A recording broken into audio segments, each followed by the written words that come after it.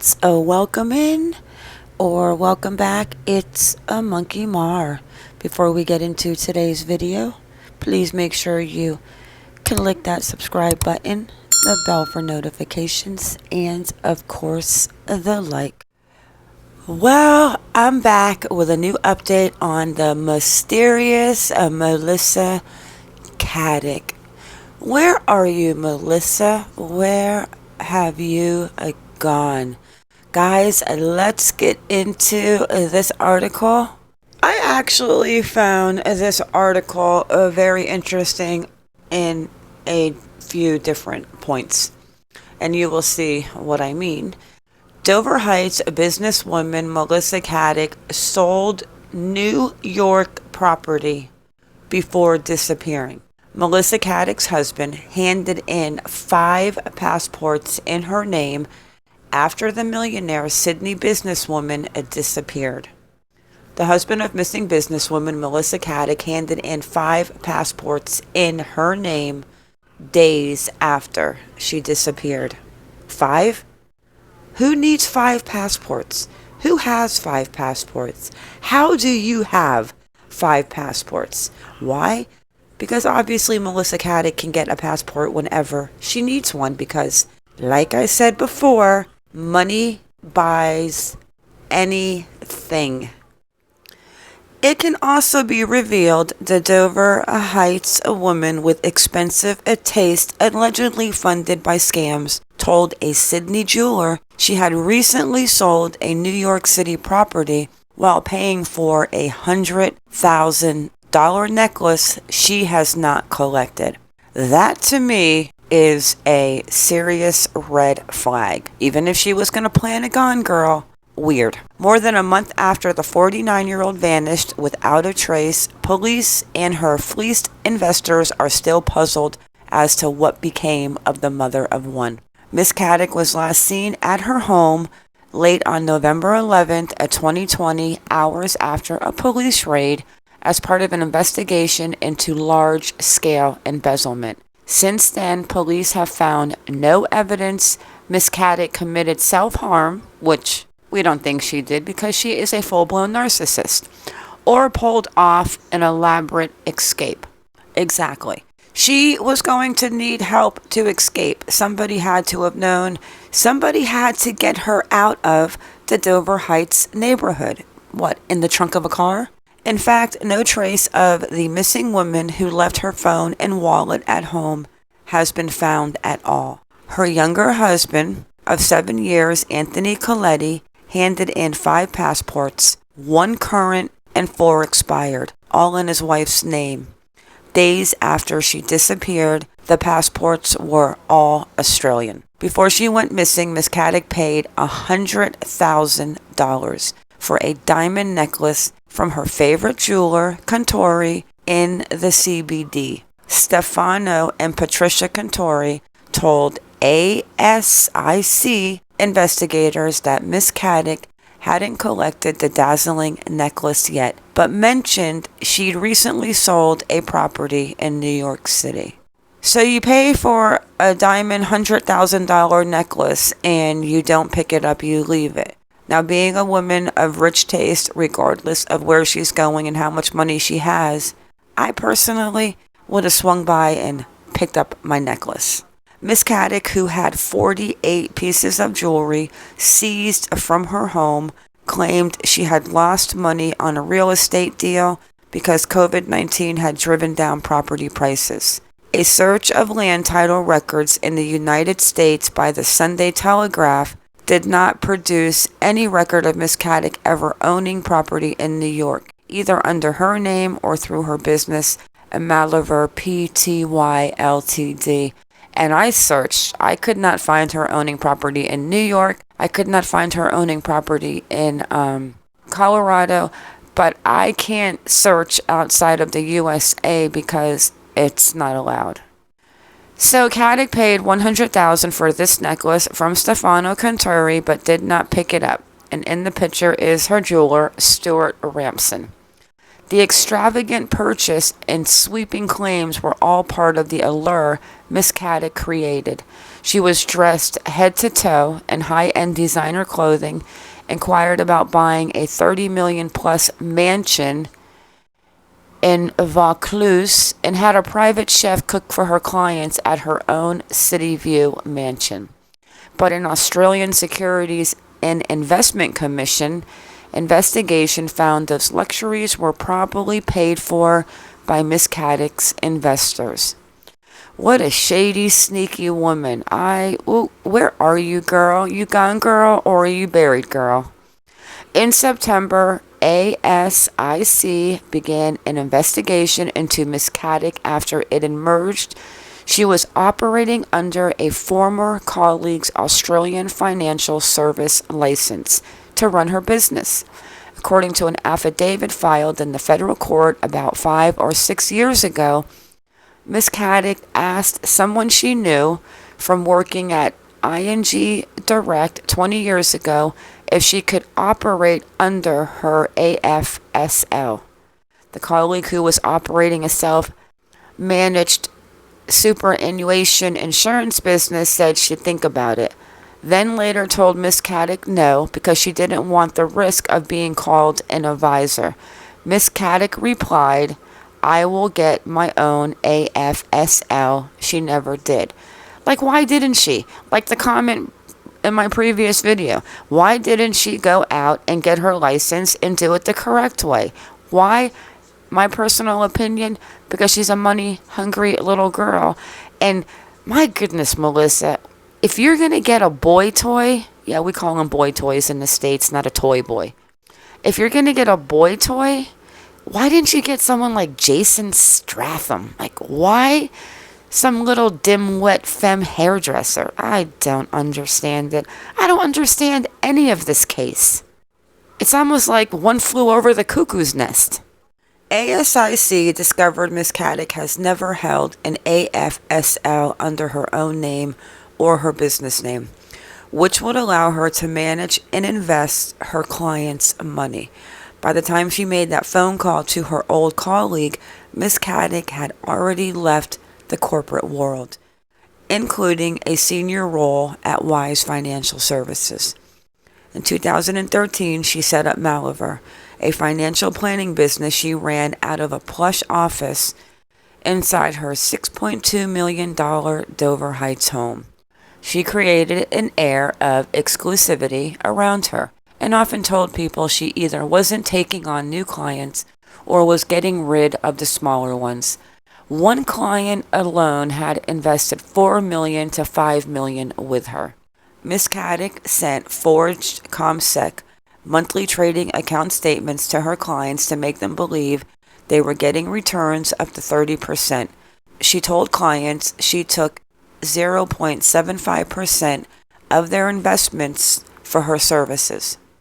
When ASIC was tipped off, they applied to the federal court on November 10th, 2020 for freezing orders. And so here's a list of Miss Caddick's travel expenses. Spoiled little girl, spending everyone's money. You know, one never thought too, like, what if one of her clients found out what she was doing and decided to cap her? I mean, this could be the husband. It could be a mean client, pissed off client. It could be that she ran away. She left, but I don't know. Somebody had to have made something. Somebody had to have gotten her something. There's a middleman somewhere. And enough money and enough things will make a middleman sing like a bird. And let me just say this, and this is actually just an assumption. If all of those $1 million mansions that are packed into that little area, I'm sure most of them have CCTV and surveillance cameras, there has to be movement from that house after ASIC left and the morning supposedly she went for a run. She got out of the house somewhere. She didn't do a drop and roll.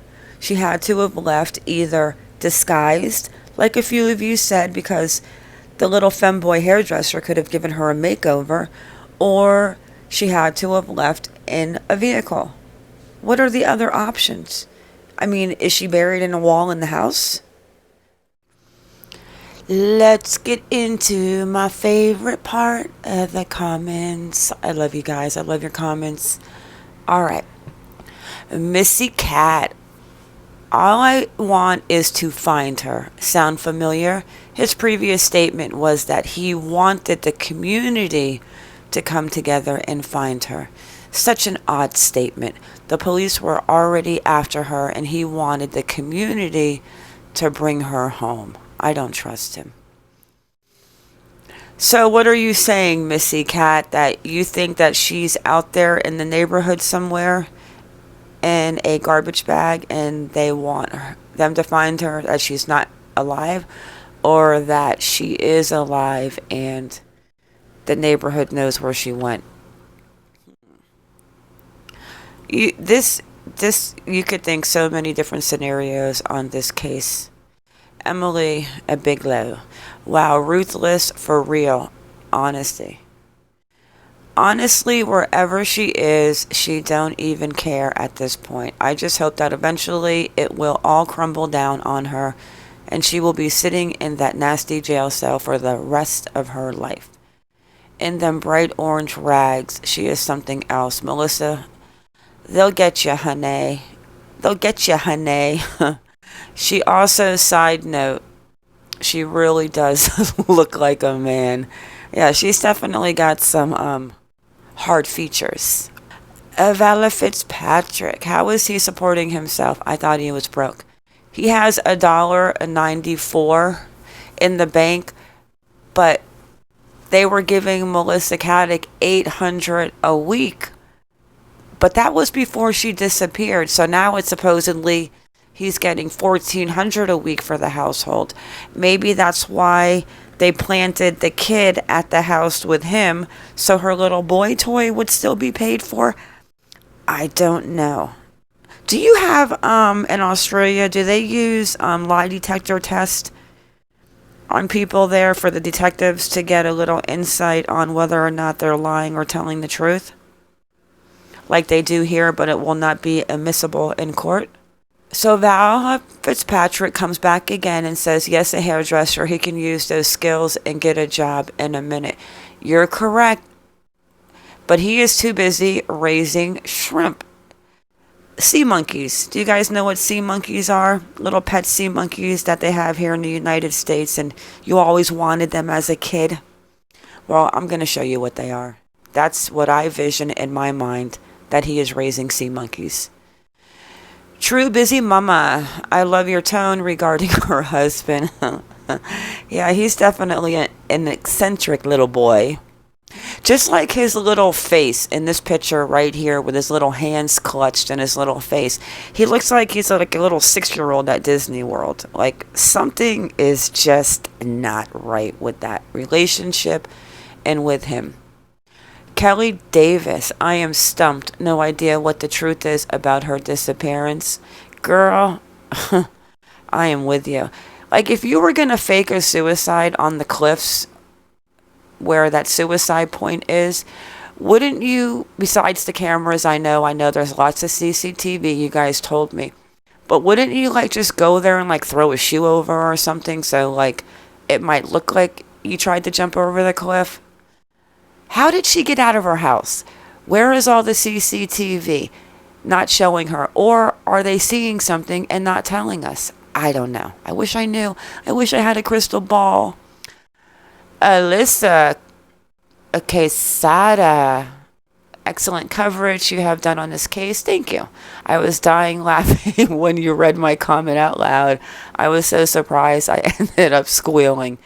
It was hilarious. At least I wasn't the only one who thinks Melissa looks like a man. Thanks, Monkey. You made my night. Girl, she not only looks like a man, but she looks like his manly mother. I mean, I'm not trying to be mean, but the two of them walking down the street, if they were not holding hands, or if they were driving one of their Audis and she was driving and he was in the passenger, I would definitely put money on it that that was her gay son. My opinion. Animal. It sounds like Miss Caddick still had her passport on her in 24 hours without being hindered in crossing borders. Yes, but he turned in 5 passports, 4 expired and 1 not expired. But the question is, where are the other passports that are not in Melissa Caddick's name? Hey, Missy Cat. Mariah W. So, did her parents and husband know she wasn't licensed to do what she was doing? I wish I knew. I have no idea. I do not know if Anthony knew. I don't know if the parents knew. I don't know if the brother knew. They aren't entitled to all the $1 million homes and assets. I don't know what they're entitled to. I mean, is the house in her name? Is the house in his name? What is the common law marriage after being married for 7 years in the United States? It would be splitted 50-50 down the middle after 7 years. Or even if you're with somebody and not even married on 7 years, it's considered a common law marriage. I do not know the laws and the rules in Australia, but if somebody wants to reach out, I can drop a link to StreamYards and we can talk about it. Dolly, a damp man. Melissa wanted a boy with a toy, not a man with a plan. She had the man with the plan. She put him through law school, popped out the kid. Maybe he was just an image. Maybe she's been plotting this as long as she's been married to Anthony Femboy Coletti. Peter. Hey, Peter. Toy Boy is now an accessory. I think he has just handed in 5 passports in her name, 4 expired. I wonder how many fakes she ordered from Thailand. I wonder, well, she must have, if she left Australia, she has to have a passport that is not in the name of Melissa Caddick. No question. So the question is, where is she? What are your guys' thoughts now? Does anyone live in that vicinity where you can, like if I lived in Sydney, Australia, I would totally be camped out across the street from his house with like some serious binoculars watching. I don't know, why didn't they put somebody on the house the night when she kept asking the questions? Do I have to turn in my credit cards? Do I have to turn in my passport? I left a $100,000 necklace at the store. I don't know, guys. I don't know. But this live is planned for tomorrow. I will set out a premiere a couple hours before it's going to happen. I am going to try to do it as early as I can, so hopefully a couple of you Aussies will join me. And I think that's it, guys. With that, it is a wrap. I hope all of you guys had a great weekend. I want to thank you all for coming in. Thank you for watching. Please like or dislike, whichever you prefer, and subscribe. Everyone have a good day or good night wherever you are in the world, and stay vigilant. I am out.